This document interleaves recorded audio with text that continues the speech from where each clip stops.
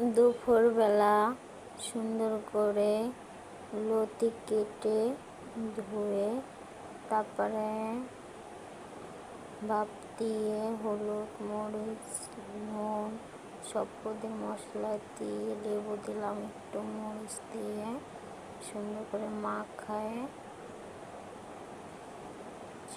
মাছ দিয়ে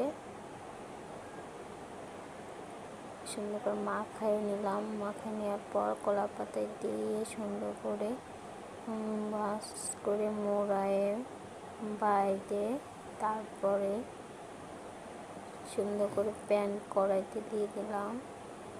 দেওয়ার পর 10-20 মিনিট হয়ে গেছে, তারপরে উঠাই দেখি খুললাম। খোলার পরে লতি আর মাছ রান্না করা কমপ্লিট হয়ে গেছে। ভালো লাইক করেন।